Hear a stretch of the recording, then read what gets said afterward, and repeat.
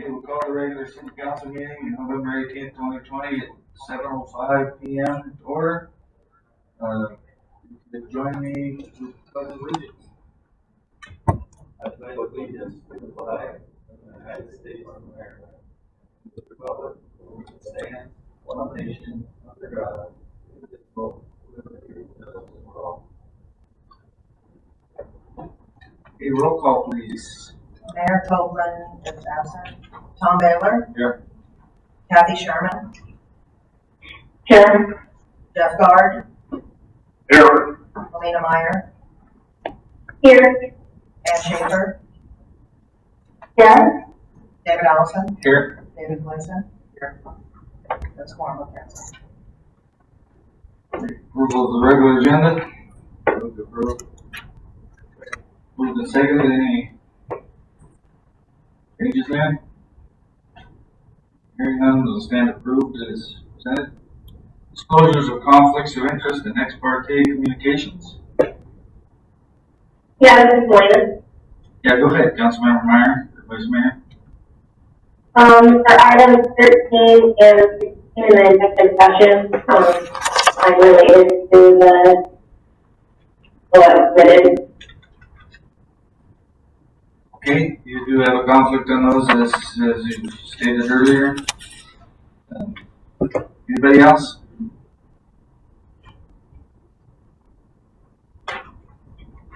Hearing none, we'll move along to communications by petitions of visitors, guest speakers.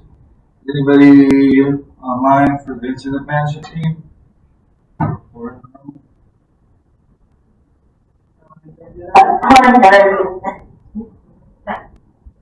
yeah, go ahead. I would say everyone at Freecasting, I think you all know, the current dashboard by 43 total cases, we have 5 active cases. Last 2 weeks, we saw a couple of first for COVID response. We had first hospitalized COVID patient, not hospitalized from COVID, to give the hospital an opportunity to practice our containment and PPE protocols. We had our first case in the school. I think that the management of the case in the school has gone very well. We're seeing excellent teamwork across the city, schools, the hospital, and Alonsa, and everything seems to be going along smoothly.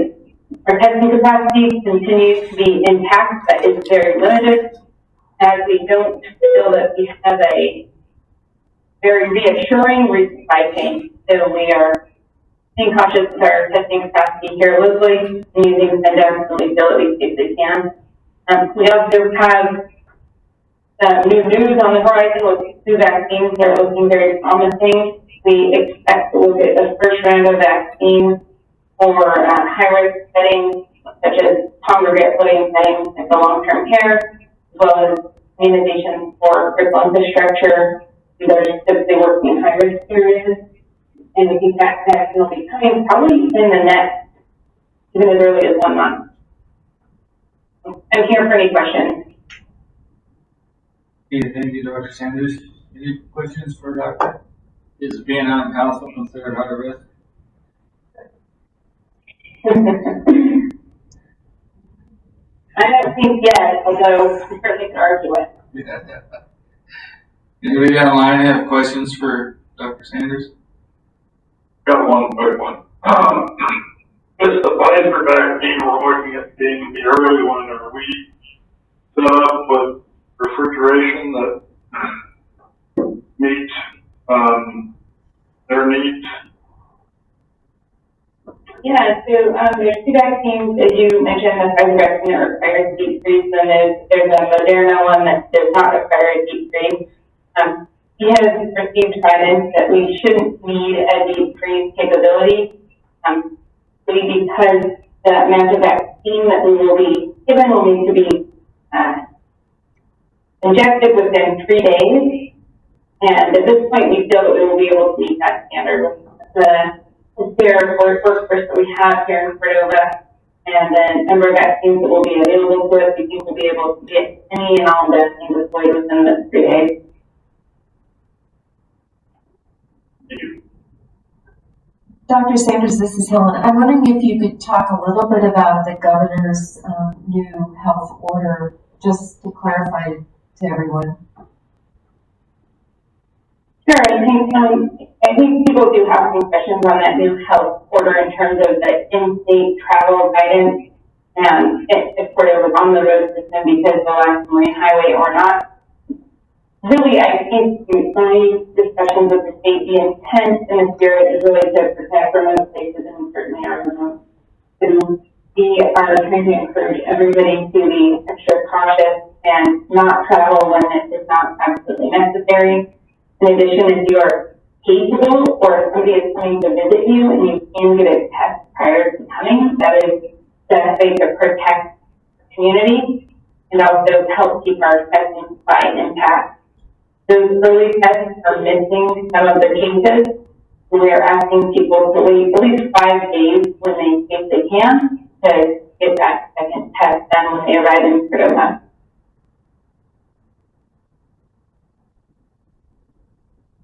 And I think that's kind of the sense of Cordova's implementation of the governor's guidance at this point. Whether or not it's mandated or an ask that we're asking people to just come and participate in help keep community safe. Certainly we can see what the governor does and follow up on that there, but looks like it really is an ask from the governor and it's just a best practice that we're recommending people do here. Okay, thank you, Dr. Sanders. Anybody else? Last chance? Okay, don't see any others. Thank you, Dr. Sanders, for the report. Okay, next up is our 2019 financial audit presentation by BDO. Good evening. Hello. Yeah, go ahead. This is Vicky Shrestha from BDO. Okay, the floor is yours. Okay. So, how's everybody doing today? I'm sorry we couldn't do it this year, but I just like to translate the same, thanking everybody for getting us all the information in this difficult year of audit. This was like the first year where we had to do the entire audit remotely. Normally we spend at least a week over there, week and a half or so over there performing the audit, but this year that was not possible. And I just need to start thanking everybody over there, all the staff over there that had to scan all the information that we needed and then send it all to us as the process went on. Then other things. So we got one recently and then report is here. Then we should have two documents too. One of them is the audit wrap-up document, and then one of them is the financial statements themselves. I'd like to start with the audit wrap-up document, and that one is a quick summary of history with the audit. Everybody's best in the audit. So the document is called audit wrap-up document. And basically there is a second page in there, professional standards required us communicate to you. You guys matters related to the audit and in our professional judgment are significant and relevant to your responsibility in overseeing the financial statement, financial reporting process. So this document has some information that you as the board of directors should find useful in overseeing the financial statement process. So then I'll skip to the page that has the status of the audit. So we have completed our audit of the financial statements and the federal and state award.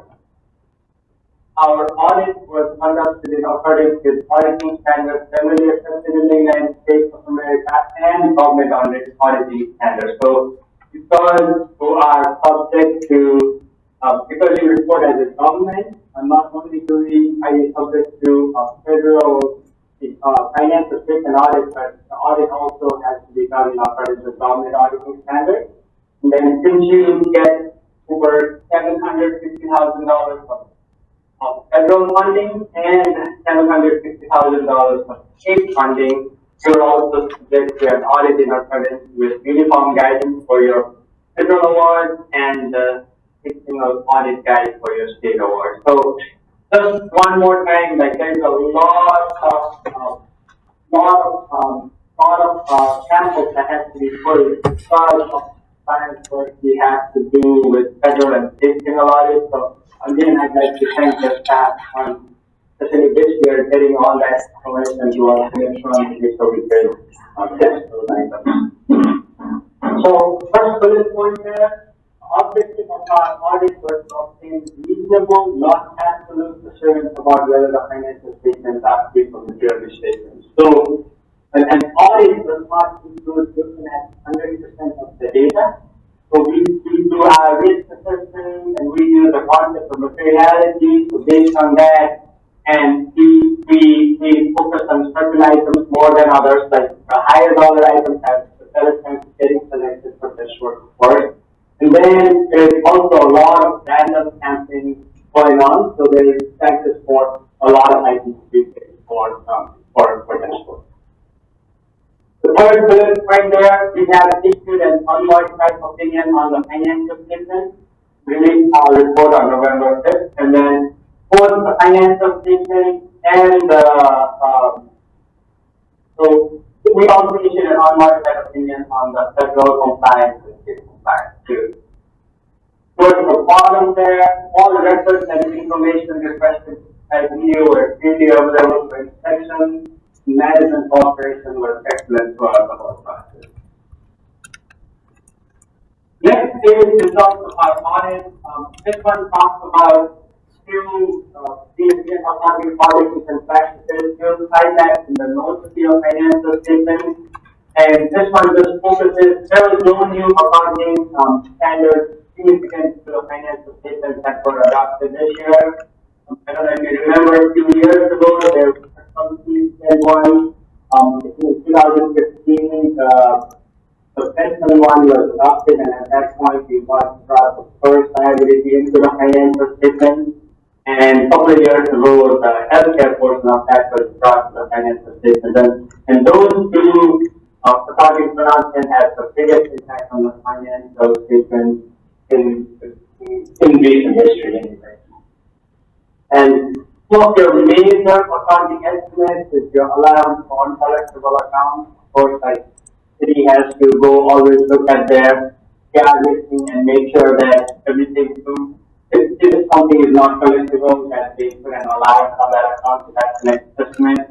Then the other estimate is your net pension and book debt liability. So this estimate, city doesn't make this estimate, so this estimate comes from state of Alaska Division of Retirement. So there is a separate audit done on the application of the first liability and the other pension benefit liability done at the state level. And then there's an allocation which is audited by other auditors, and that information is available publicly.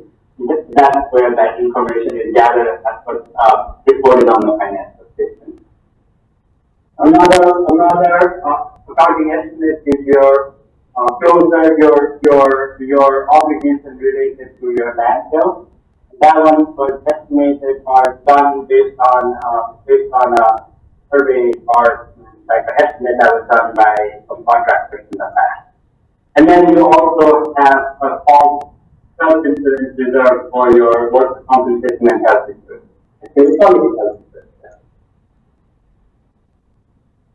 And then other items here, no uncorrected misstatement. We did help a little bit with some corrected misstatements. Most of those were related to few items that were not posted from prior years, and we always help with pension adjustments. So those pension adjustments were major adjustments this year. And those you'll also find in the representation letter that's attached to this. Quality of the financial reporting, nothing major to report here, everything went well, and we are okay with all the position that the city is taking at this point. Next page is group audit. Note in here is the financial statement, includes the activity of Cordova Community Medical Center, the Cordova City School District, and the Cordova Volunteer Fire Department. Cordova Community Medical Center and the school district are audited by other auditors. We get the information from their audited financial statements that are presented in your financial statement. And Cordova Volunteer Fire Department is not material to the financial statements, and those statements are not actually audited. Next page is internal control over financial reporting. So when we perform an audit, we don't just go in there and start looking at the financial numbers. We spend before we start auditing the numbers, we spend quite a bit of time going through your internal control process, and then if we find any issues with the internal controls, then we'll come together in one of the three buckets that I described in this page over here. So deficiency, internal control, significant deficiency, or a material weakness. So if there is a deficiency that we think is so severe that it could cause your financial statements to be materially misstated, then that would be a material weakness. Any small deficiency that we note that we think could cause small errors or maybe not really a big statement on the financial statement would be your deficiency in internal control. And anything in between would be significant deficiency. If we came across any deficiency that we noted for significant deficiency or material weakness, you would actually have to have that in a separate letter to you. And whenever you have that, if you're subject to government auditing standards, you'd actually see a finding on your financial statement. But we're not putting any findings. We just have a small control deficiency regarding access in your system that we presented here.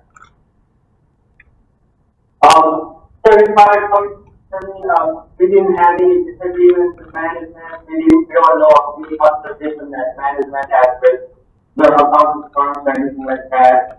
And then, as to this wrap-up letter is the representation letter that management signed as part of the audit that represents the information that were given to us during the audit. That's all I have on the audit report document. Any questions so far? Anybody online? Doesn't sound like it. Go ahead, Vicky. Okay. And then my next question is, I can present parts of the financial statement. This was my major report, but if you want me to go through some of the numbers, I can go through some of the numbers in the financial statement.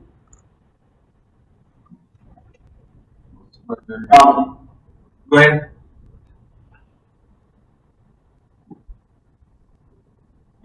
Was that to me? Sorry. I was just looking around the room to see if anybody had any preference. Need to go into any further detail on the numbers? Anybody online?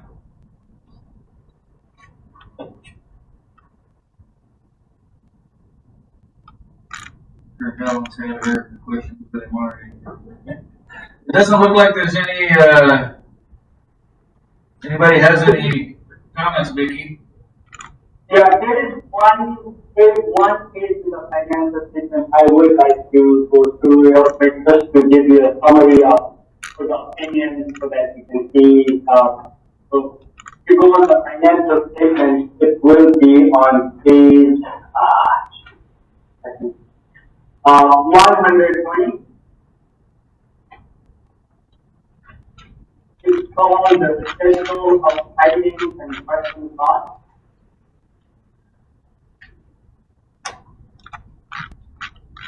Okay, go ahead. So this schedule just shows the summary of the audit. So that's why I decided to go through here. Now really important one right up top, type of report the auditor issued on whether the financial statements are audited to pretend no financial gap, because unmodified or clean opinion, no material weakness or significant distance is reported, and no non-compliant material to the financial statement that was noted during this year's audit. Federal award, no material weakness or significant deficiencies and no findings there. This year, the only program that has to be audited was the Forest Service and food and road cluster. Your state financial statements are proposed to maintain no material weakness and no significant deficiencies, and any amount that you receive from the state in excess of $35,000 for auditing. And if you wanted to see what programs were audited, for the state program, for example, you would have to go to the 110. And on that, your program was audited this year. First funding, your fisheries business tax, and your electric and telephone cooperatives and debt retirement programs. So that's 1, 2, 3, 4, 5 programs that have to be audited for 2000. So that was a brief summary of the financial statement. Okay, thank you. Any questions from council? No, I don't know if it's for the auditor or for them, but I see the amount for the D91.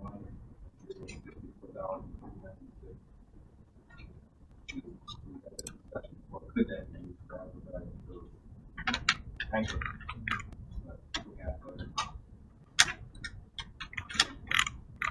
Anybody online?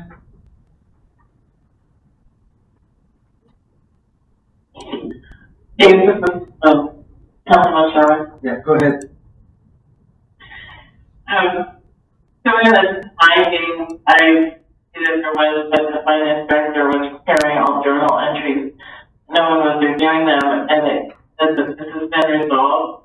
So is this someone reviewing within the finance department? For the financing, yes, that's what's happening. Okay. Thank you. Okay, anybody else? Okay, thank you for that report, Vicki. All right. Thank you very much. Again, I'm sorry we didn't see you in person this year, but and didn't get to see beautiful Cordova this year, but hopefully next year. Okay, sounds good. All right. Thank you. Have a good night. Thank you, you too. Okay, next up is audience comments regarding agenda items. What's that number again?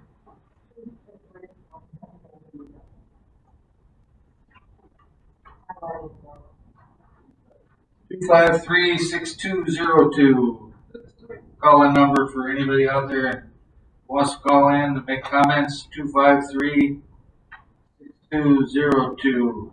And anybody in the room? Come up while we're waiting for calls here. Watching tonight, huh? All right.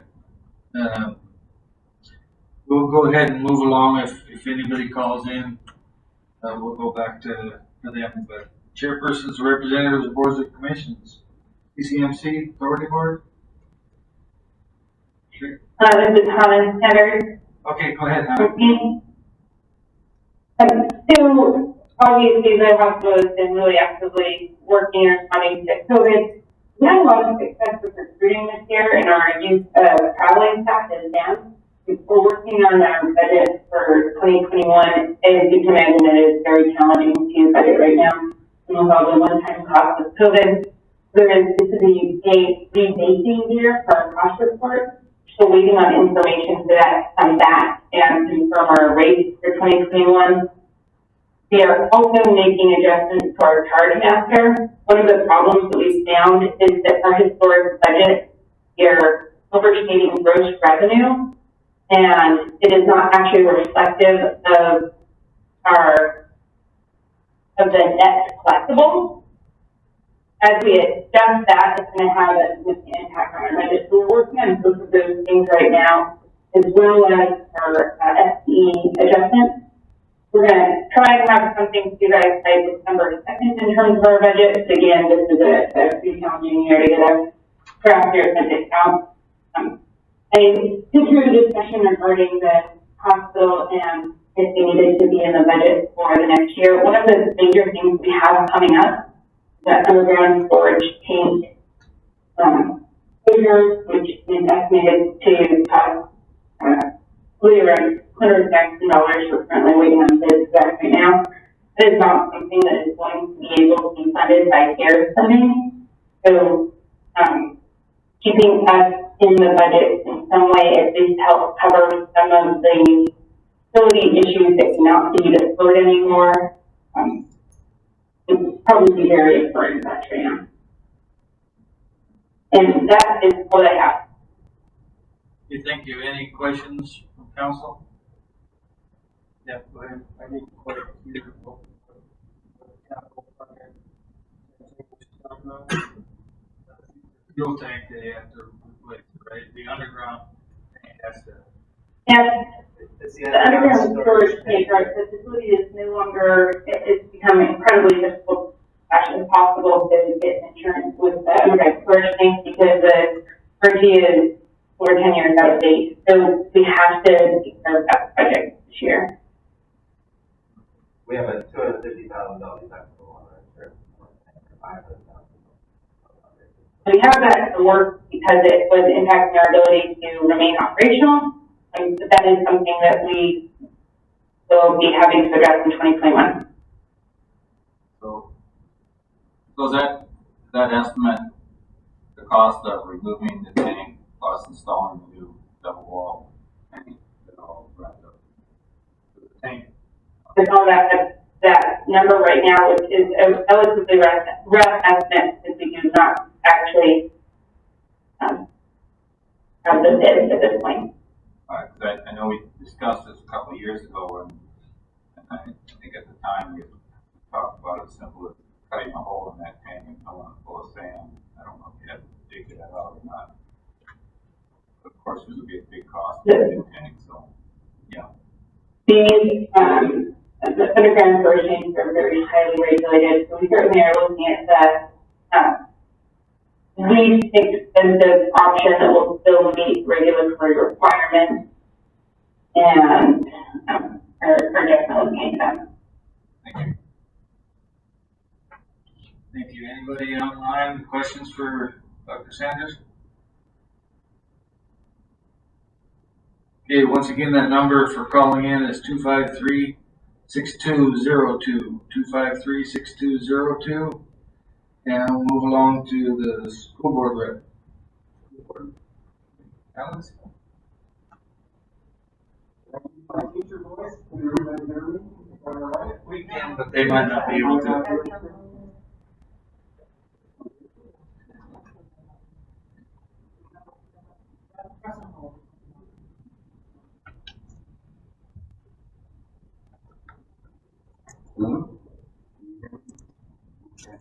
Alex Rustin, superintendent of the schools. It's good to be here. I haven't been to a meeting in person for quite a while since council, so it's nice to see you.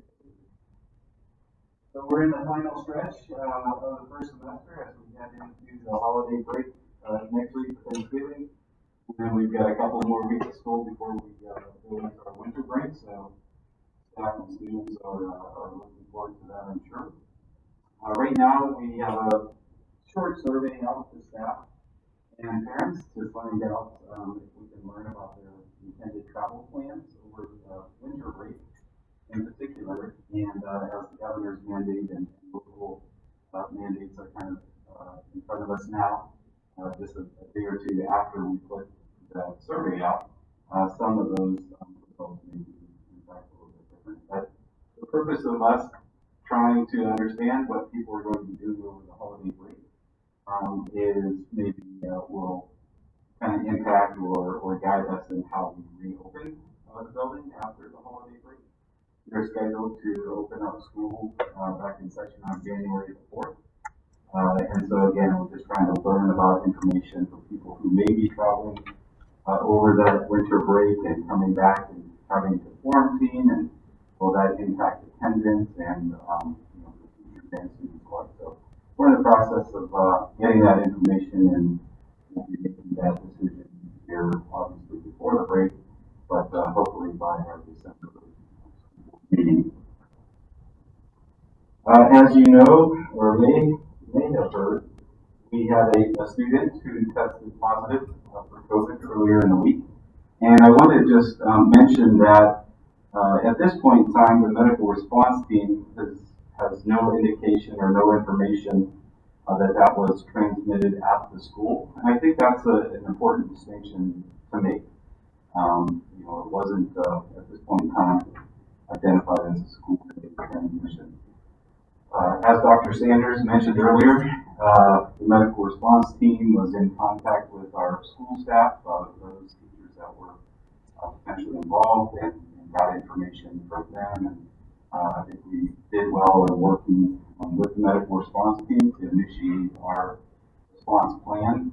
And I am extremely confident, highly confident in the plans that we do have in place. And I think those will pay dividends as we work through this first incident. Moving on, sorry, jotting some notes here.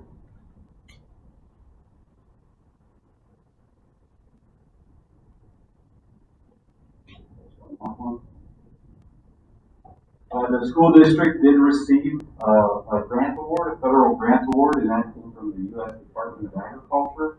And that was Rural Utility Services, Distance Learning and Telemedicine Grant. That grant award was in the amount of about $600,000. And we are in the midst of utilizing, it's a very specific grant that's intended for the purchase of technology infrastructure and so forth. And so we are in the process of looking at upgrading devices for students and distance delivery equipment in the classroom, Promethean interactive boards and so forth. And also part of that grant is a telemedicine grant as well. So we will be looking at partnering with our clinic and CCMC to potentially buy equipment that will help with doing delivery services via telemedicine and technology. We'll also be working with Prince William Sound College in developing sort of a pathway for CNA programs, certified nursing assistant programs, using some of that technology to help both our students and the community as a whole. We are now in the midst of No Shave November. You only see me like this once a year during November, so briefly. But lastly, I just wanted to thank Council for their decision a couple of weeks ago or a few meetings ago to approve funding allocating for the upgrades and repair of that HVAC system at the high school. That project is well underway. We've got people on the ground in the building working on that, and we'll be able to meet that deadline by the end of December to have that up and running. So I want to thank you all in person for your consideration and decision on that. So happy to answer any questions that you might have. Anybody online have any questions for Superintendent?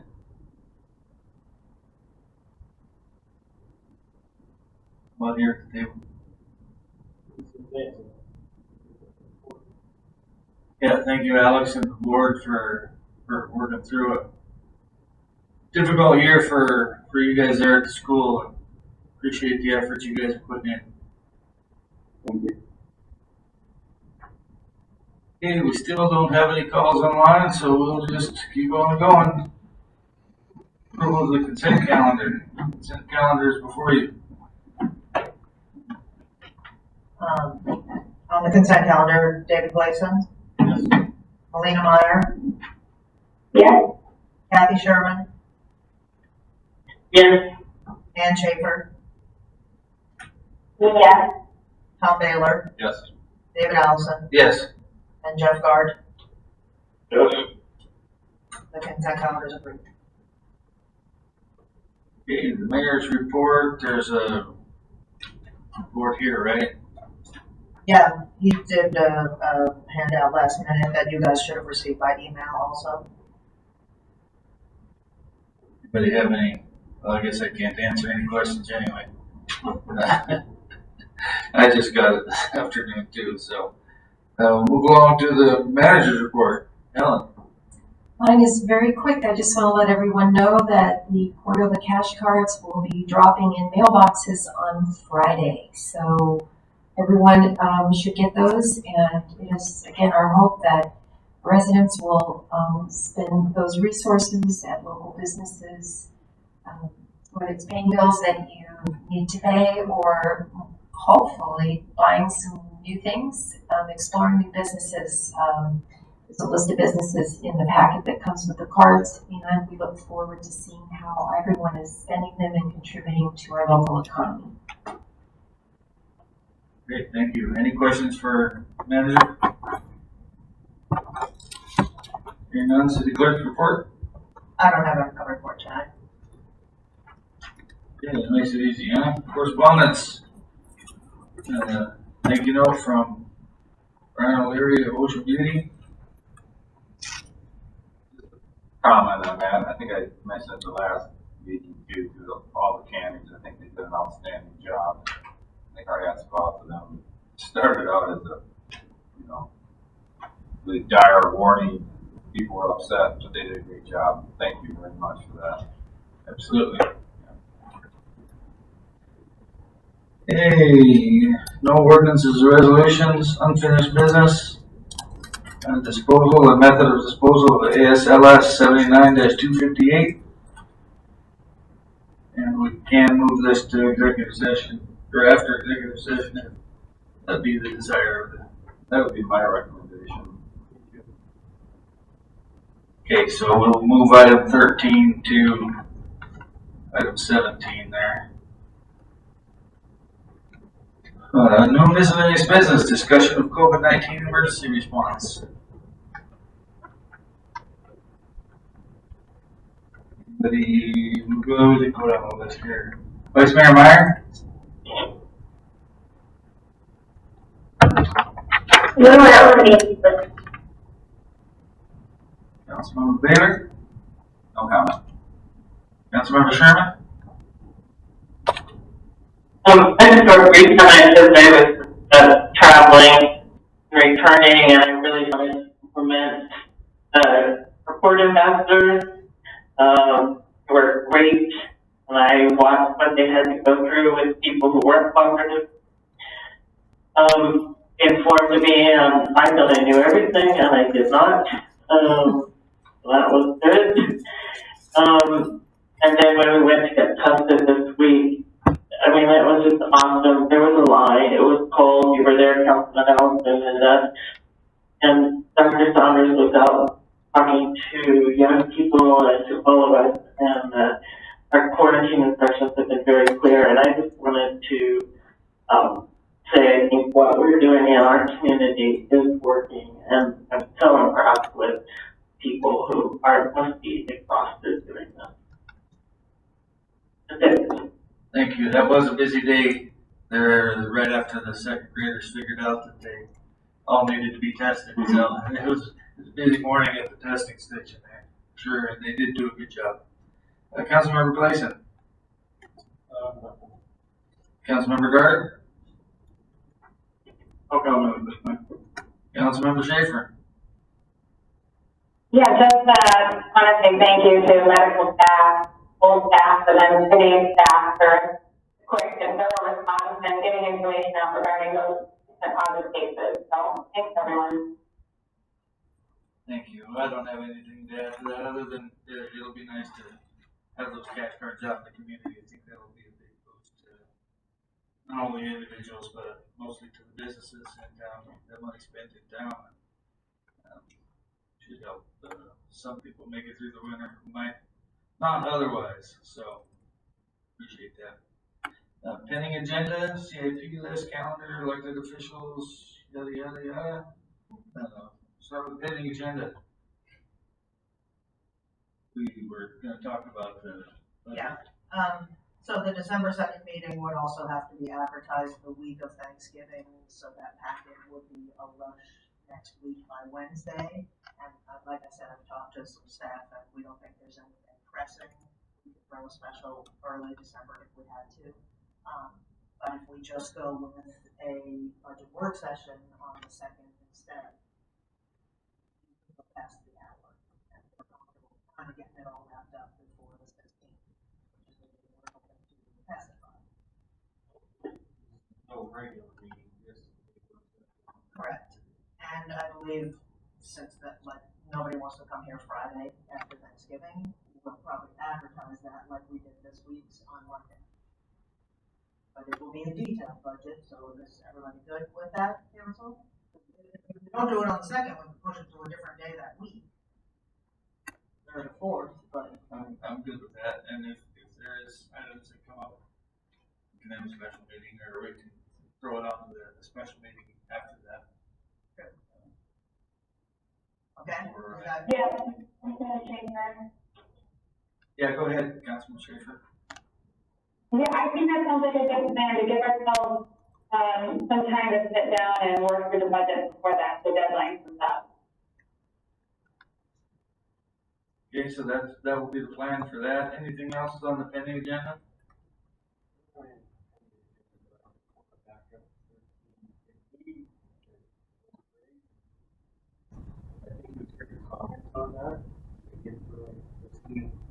He had an opportunity to comment at the beginning, and he had an opportunity to comment here in a few minutes. Okay, I see that up. But I didn't know if there was something wrong there. Nope. Good. Anything else, Susan, what do you have on the pending agenda? No, I do not have anything else. Yeah, one question. Go ahead.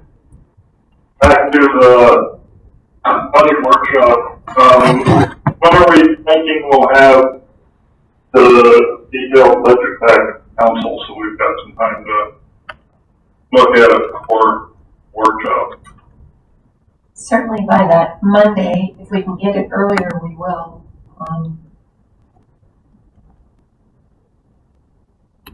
I think that's November 30th, Monday.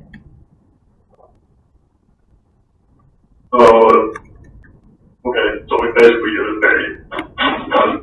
We'll do our best to get it out before Thanksgiving. Okay. Yeah, we'll see what we can do. Okay. This is Councilman Schaefer. Yeah, go ahead. I do have a question for pending agenda. We got the materials for the, manager evaluation. Do we have a date for that? No, sorry, that's all the mayor sent. She didn't give any more info. Oh. They didn't give me any. Okay. Did the materials get emailed to us? Yes, I did just Okay. just this evening before. Okay. Just wanted to- Yeah, no worries.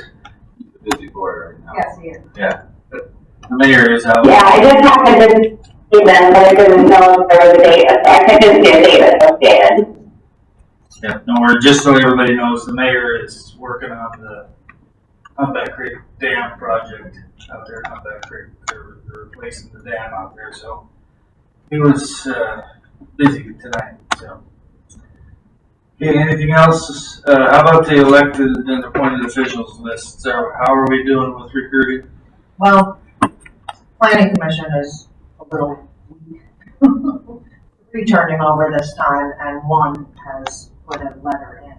So if anybody is interested in the planning commission, and then I would say multiple for library and Parks and Rec. So maybe we can persuade somebody who's interested in one of those to think about planning. So we'll appoint those at the next regular meeting, or? I was going to on December 2nd. We can wait until the second meeting in December, so give everybody a little more time if anybody's out there listening.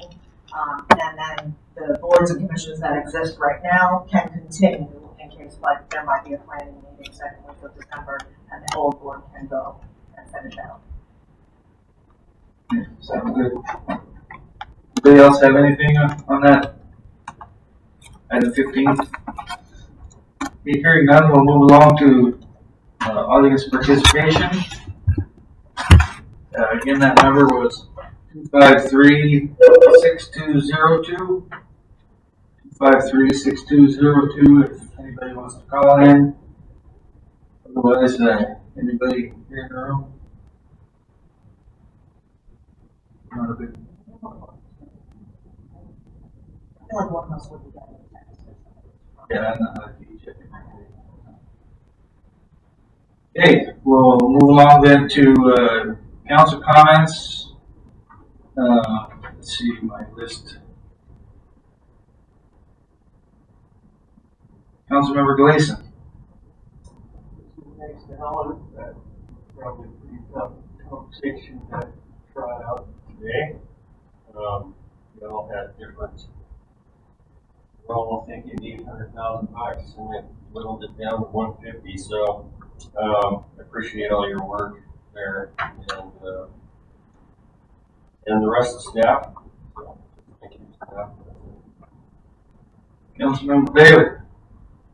Yeah, I'd echo those comments, and then for public consumption, nothing like getting responses if you throw something out there. But I would invite staff to look at the Darky situation. That's almost $300,000. I know it was shut down quite a bit in the COVID thing. I don't know how operational they are now. I know gyms across the nation are only at 20% or something like that. But could we save $300,000 and shut that down for a year?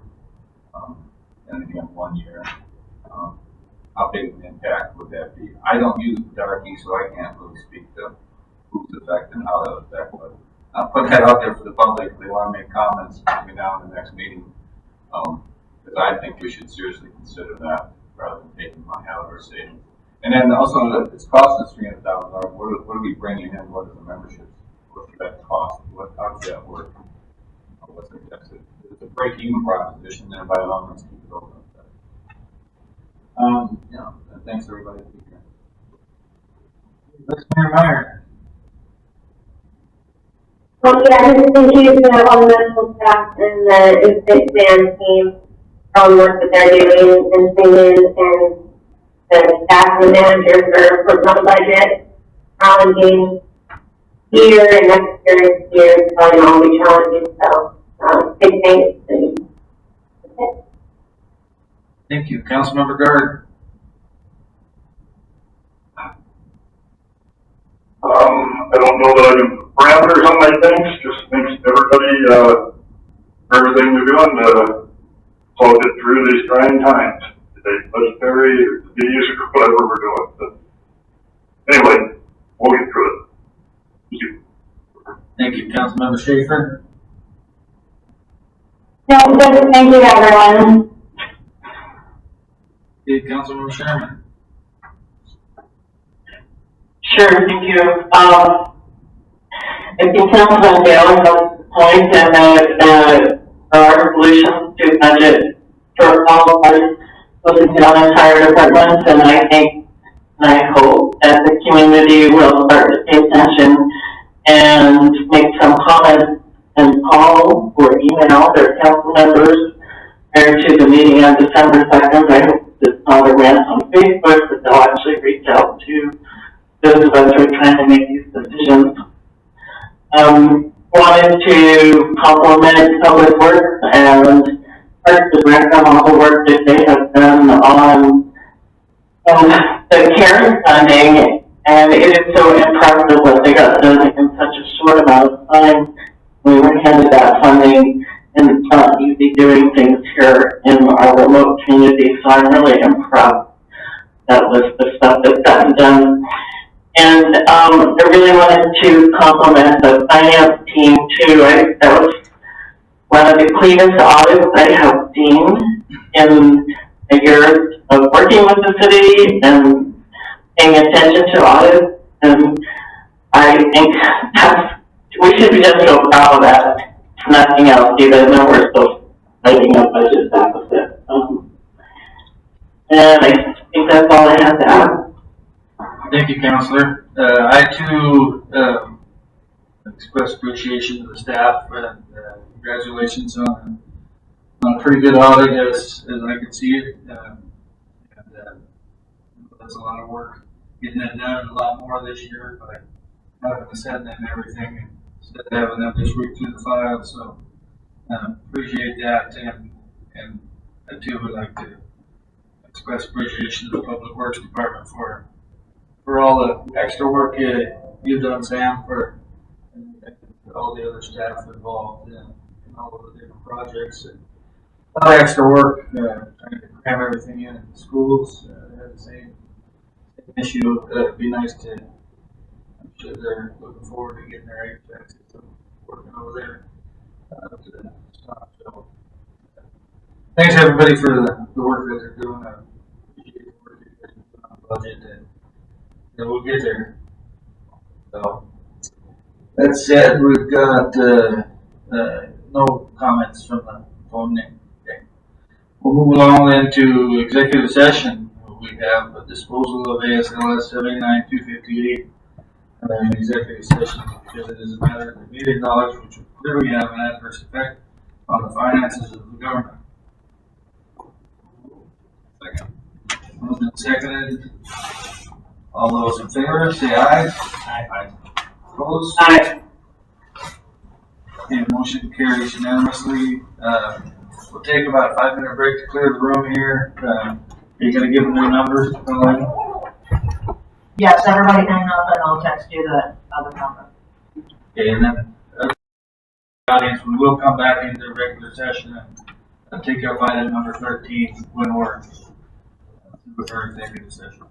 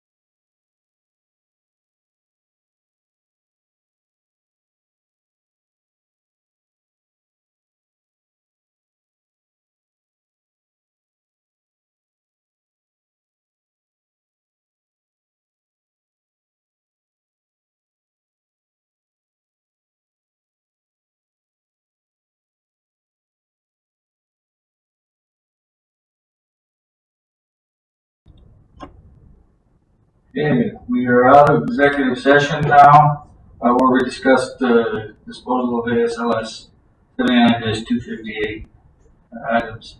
Media knowledge which could have an adverse effect upon the finances of the government.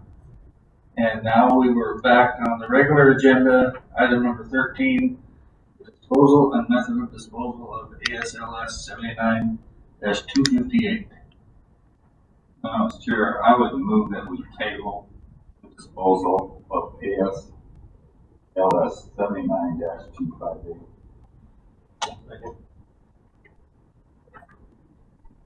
It's been moved and seconded to table, disposal and method of disposal of ASLS 79-258. Any discussion on that? No. Put on the list here, Councilmember Guard. Oh, Councilmember Baylor? No. Councilmember Schaefer? No, thank you. Councilmember Gleason? No. Councilmember Sherman? No, thank you. Okay, I don't have any other comments either, so can we, just a voice vote, so, Well, I'll do a roll. okay, roll call vote. Jeff Guard, I thought we're voting on the motion before. the motion to table it. Yeah, so that's what we did before. We're No. voting right now. Okay, well, No? Councilmember Schaefer, or Aaron Schaefer?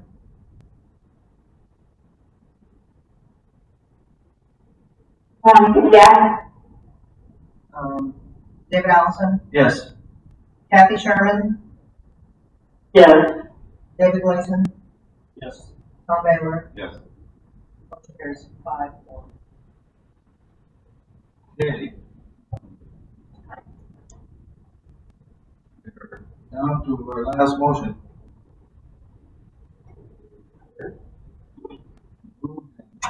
We're going to adjourn. Any objection? Okay, thank you all. We are adjourned.